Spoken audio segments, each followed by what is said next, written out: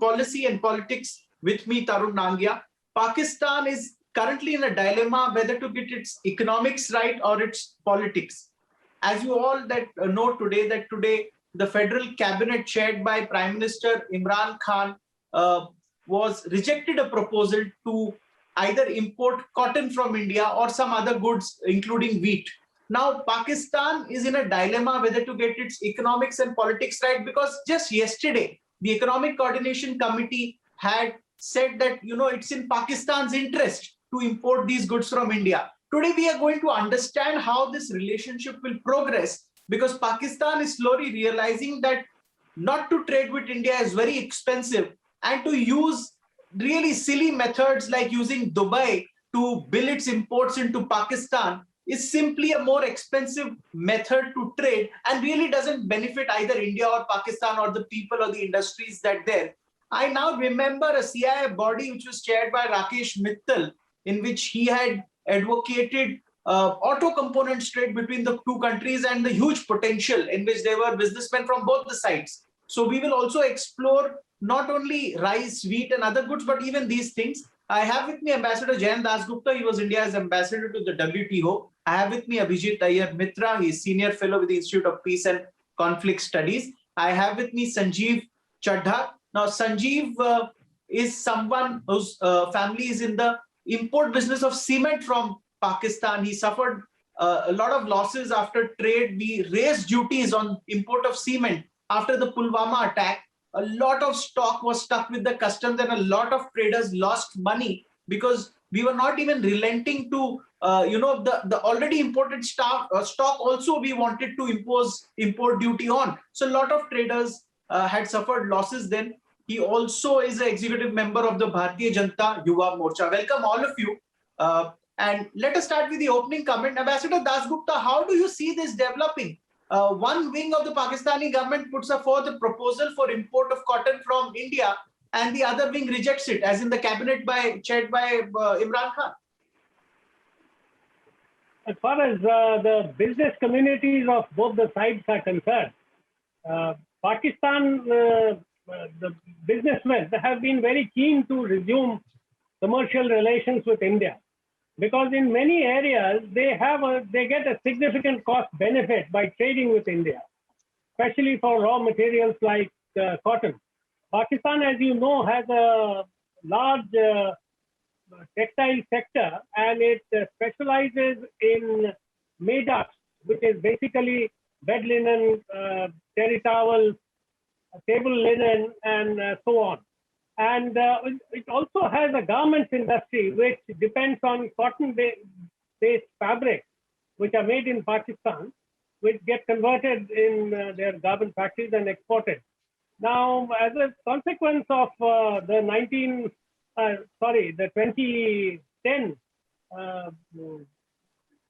disaster in Pakistan, massive flooding, etc., Pakistan had been given certain concessions by the European Union of duty-free imports into the EU. And they were mainly textile items. And India, of course, was one of the countries which had opposed it, because it said that by giving it in 2011, 1 year after the event, no flood relief would have, effective flood relief would have taken place. But anyway, Pakistan at that point of time was not giving us the MFN status. So Pakistan gave us promised to give us MFN status. In fact, if I recall, the cabinet also had taken the decision. And then one of the extremist terrorist organization chief, he said that India was being given Sabse Pasandida Mulk status by Pakistan. And that was the end of the MFN initiative taken by the Pakistani civilian government. So Pakistan has not given its concessions which it had promised under SAFTA, the South Asian Free Trade Agreement. India gave the first tranche of the SAFTA concessions to Pakistan, notwithstanding Pakistan's denial of to do so. But Pakistan, India gave the MFN status to Pakistan in 1996. So Pakistan enjoyed the same duties as any other WTO member from 1996 to February 2019 when the Pulwama attack took place.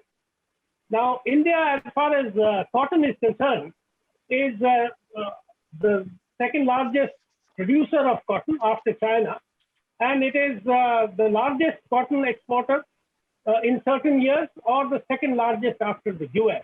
Because China doesn't export any cotton, it imports large quantities of cotton. So Pakistan has traditionally been buying a lot of cotton from India and cotton yarn. The cotton, of course, gets converted into cotton yarn and then into cotton fabrics and made up in garments. And it has been a very steady relationship over the years. If you look at the years 2011, 12, 13, 14, 15, till about 18, 19, they have been importing cotton. Okay. Now, if it doesn't buy cotton from India and it still has to export, what does it do? It goes to the US and buys cotton, which is more expensive, or it goes to Ukraine or some other It hurts its competitiveness in a way. That's right. And the costs are much less because Punjab, for instance, Rajasthan, Gujarat, these are the major cotton producing states in India, and it can just be sent by truck to the Wagah border or to any of the other land check posts. And there it gets transported by Pakistani trucks to the mill.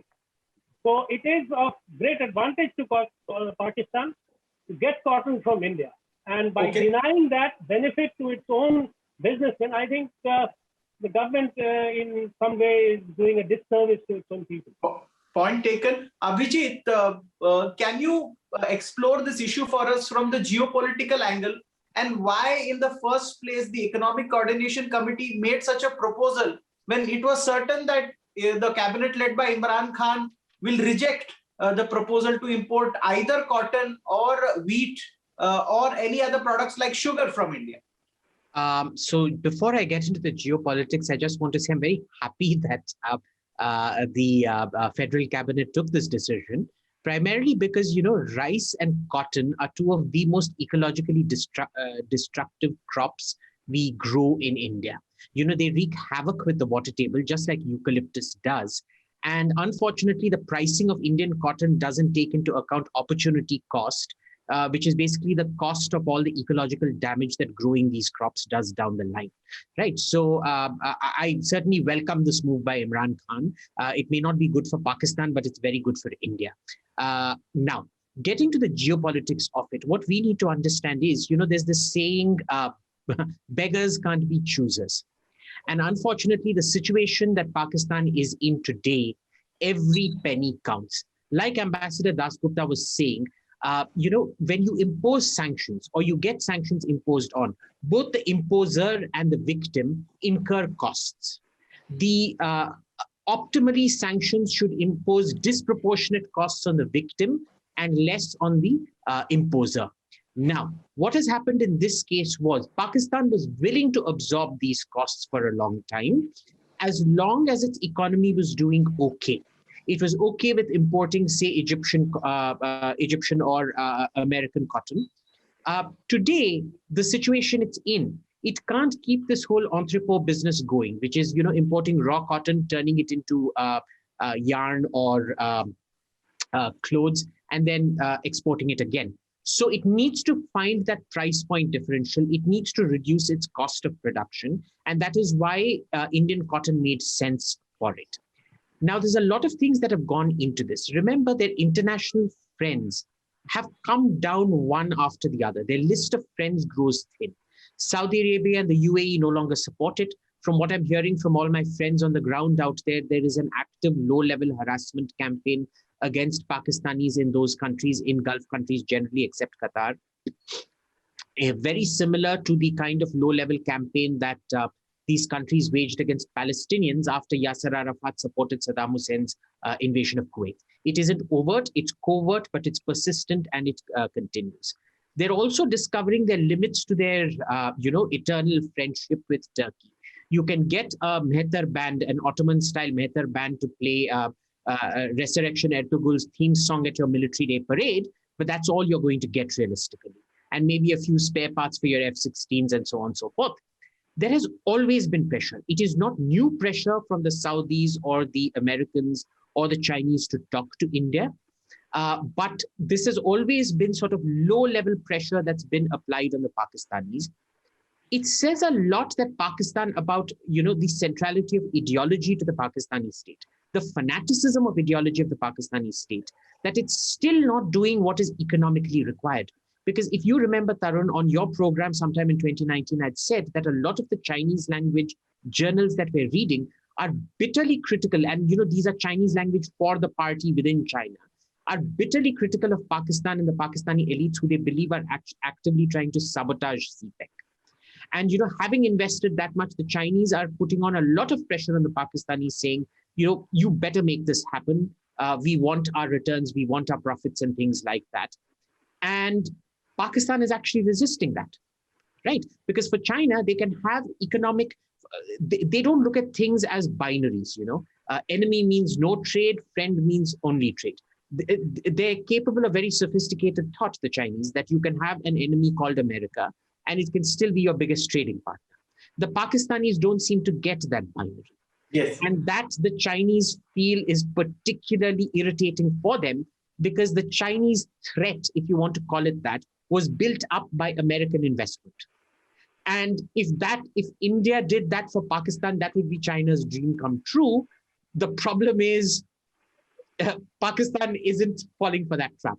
So, all up, I'd say it's a very good decision. Okay. I'm very happy. That's a very interesting perspective, especially your last 2 minutes of your comment. Very interesting. I'll go to Sanjeev. Sanjeev, you are somebody who practically imports, is the business of importing things from Pakistan. You're based out of Amritsar. You already have suffered some losses when, the trade had stopped. Could you give us a practical businessman's point of view from North Indian businessmen and consumers who are geographically closer to Pakistan? Yeah, Mr. Tarun, the thing is that we had suffered a lot on the certain part on the 16th Feb 2019, when the government has imposed the duty of 200% on the import of any item from the Pakistan. That has, as a nationalist, we were agree with the government.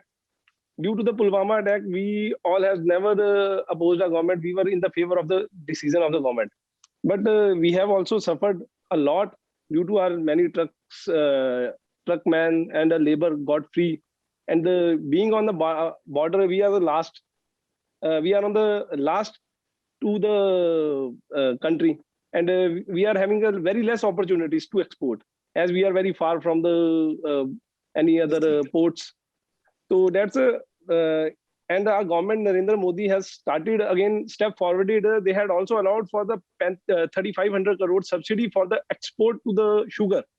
If the Pakistan, they are playing the politics. Imran Khan is playing the politics. He's want his political benefit for that. That is why he has rejected the proposal for that. And we are suffered a lot in the last 2 years. The business, the many of the several families of the Amritsar, which were completely dependent upon the import and export business, they have suffered a lot, as there is a zero business now at the Wagah border.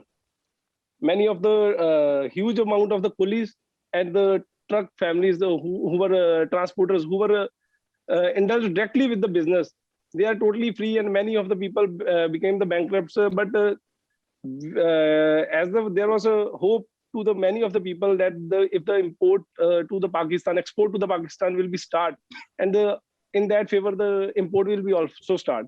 That was giving the good. This was a good start by our government, that they had also stepped for the 3,500 crore subsidy.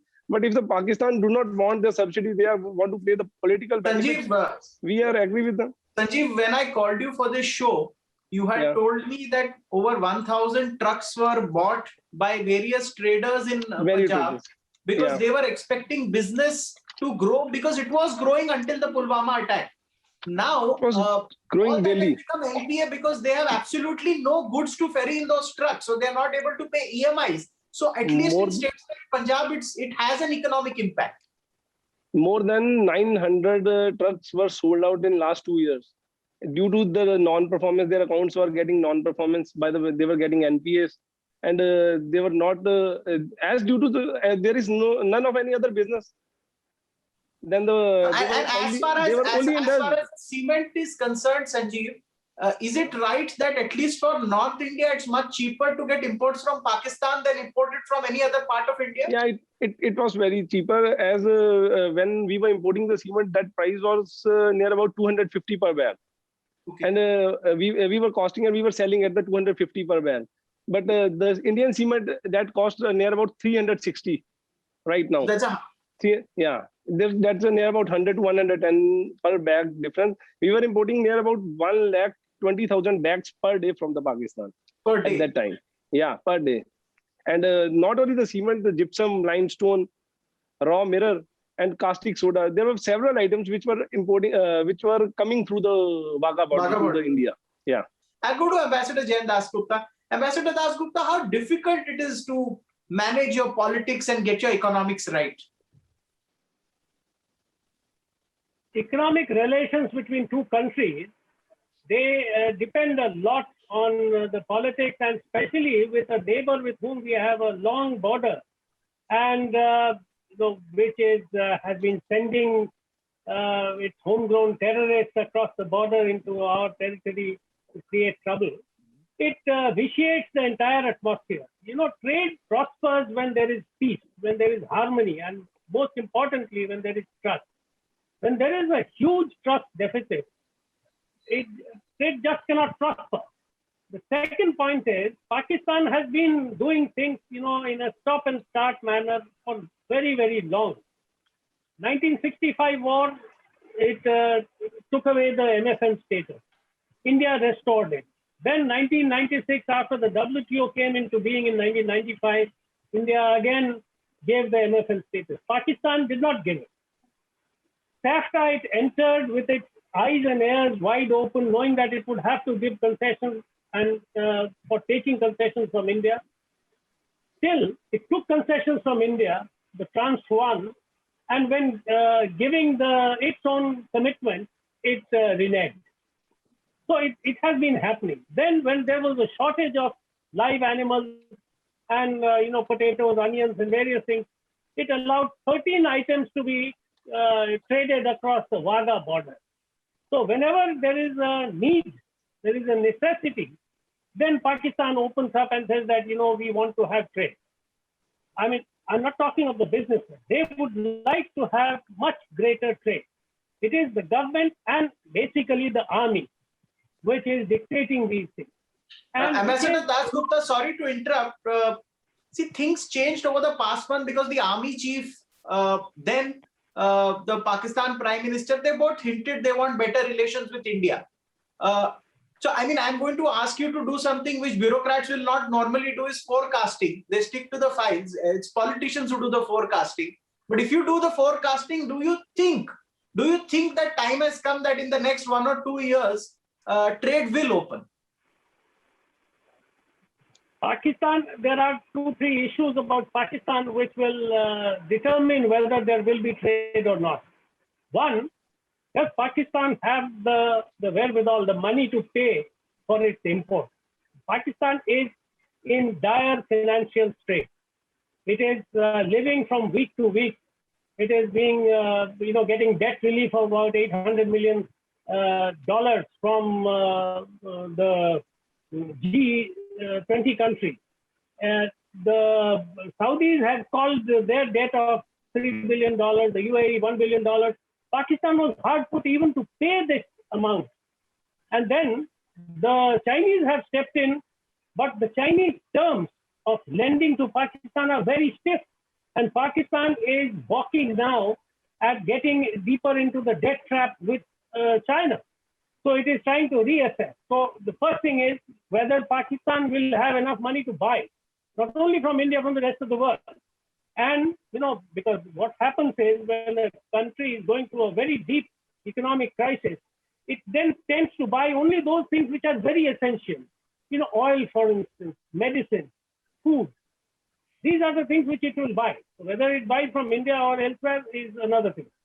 The second point is, these are very early days, 2 letters from the Pakistani Prime Minister and some gesture, and of course, our Prime Minister has been very magnanimous. He sent a letter. But Pakistan has to show its intent. If they still keep sending terrorists across the border to create mayhem here and then talk about trade and trust and harmony, it's not going to fly. We have had a long experience of more than 70 years. So it's not going to fly. Pakistan has to show that it is talking, it is walking the talk. Then only we will have trust. We have no problems in trading with Pakistan.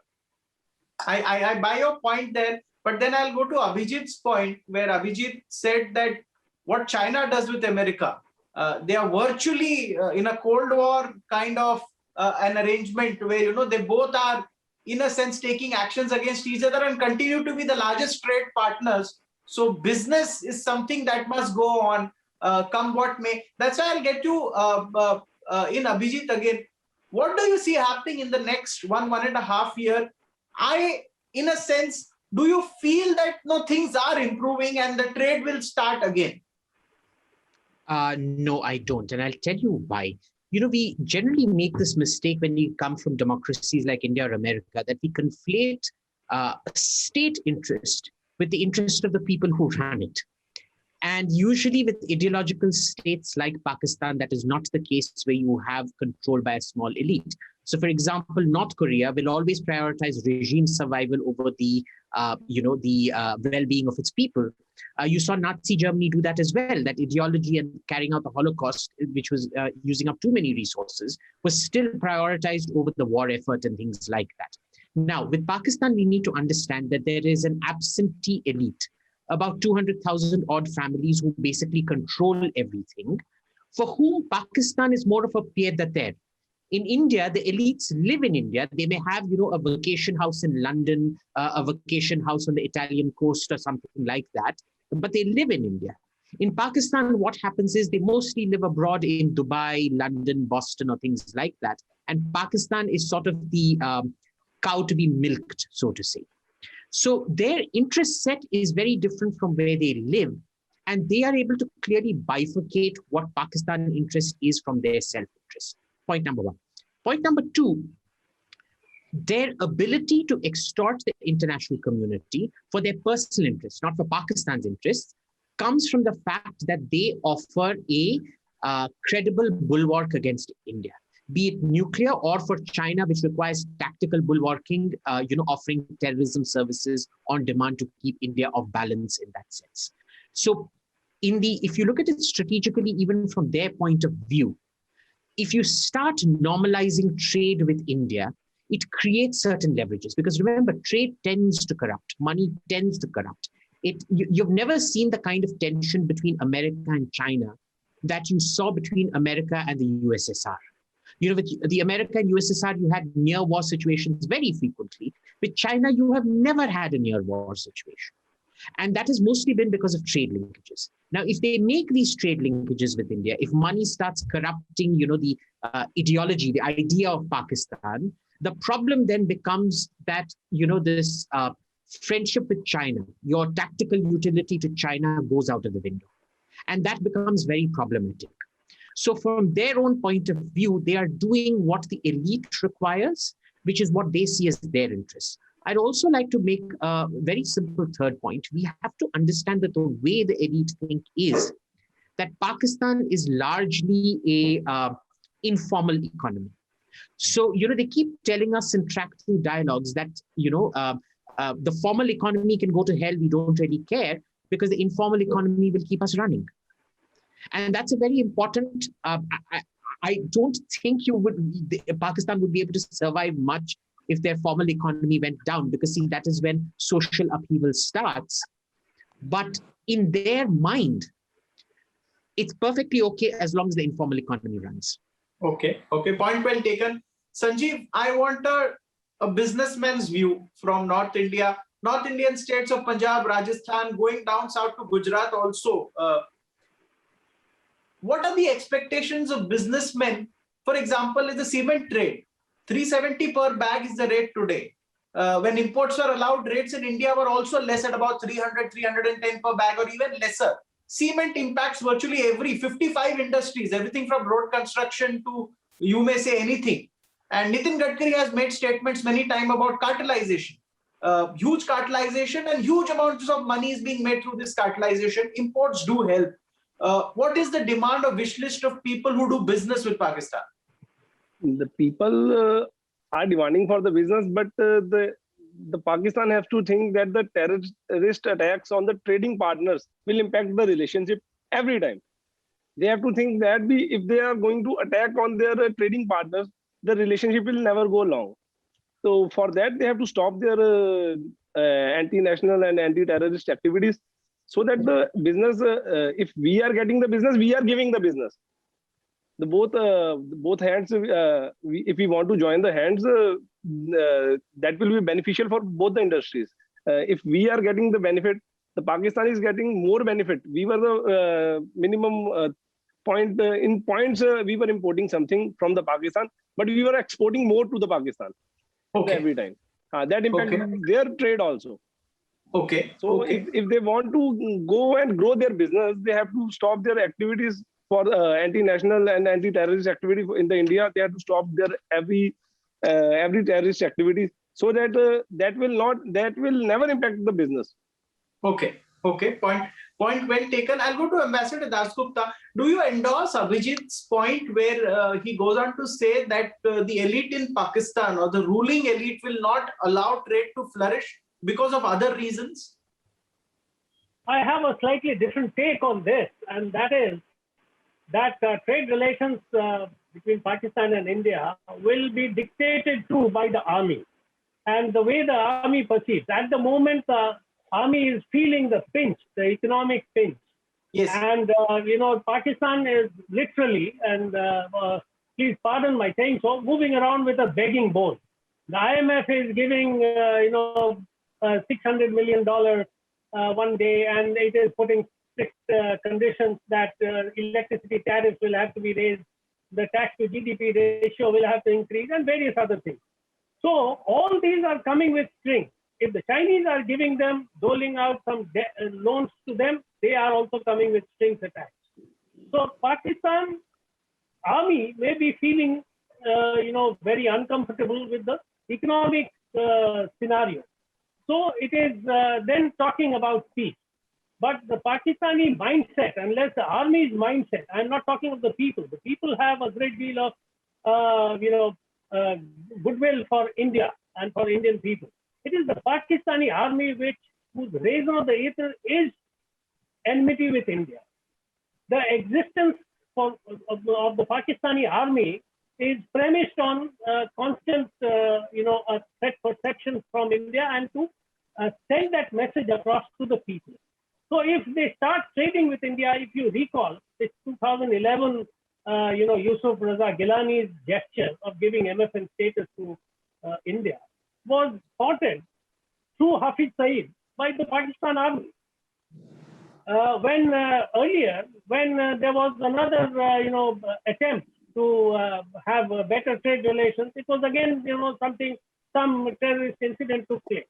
So it is always the strategic thinking, the long-term vision of the Pakistani army, which will come in the way. If the Pakistan army is starved of funds, it knows that it can't wage a war against India, it will have to have the constant support of China, it will be dictated to by China. Because Americans are withdrawing support from the Pakistani army to that extent. So I don't think really that this is going to be decided by the civilian government or by the business community of Pakistan. Okay. Point well taken. Abhijit, a closing comment from you. We're almost out of time. Right now, I'm just happy with any direction that Pakistan takes, because they've worked themselves up into so many knots. Literally anything they do, if they start up trade, it's good for India.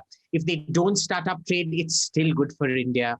I'm not complaining. I'm just sitting by and, have a big bowl of popcorn in front of me and Diet Coke, and I'm just enjoying whatever Pakistan does. So, I'd really say, let's not overthink this situation. Let's just sit back and enjoy it, because, the cyclic events of Pakistan will always play out. They will try to make peace. They will go through the charade of, normalizing relations till some army general decides that it's normalized too much and it's not making sense in their what they've promised China, and then it'll all go back to zero, and you'll have another Pulwama or another 26/11. So Very it's a round interesting robin. comment, Abhijit.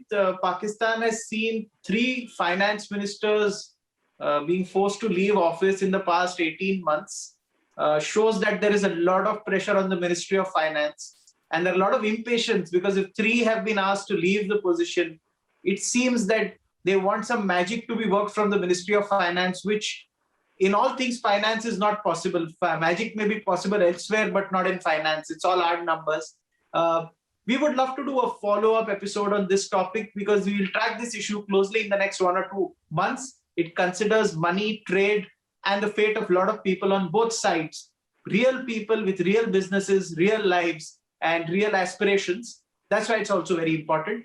Thanks so much, Ambassador Dasgupta, Abhijit Iyer Mitra, Sanjeev Chadha, for joining us and sharing your time. Thanks, viewers, for watching this. Thank you so much.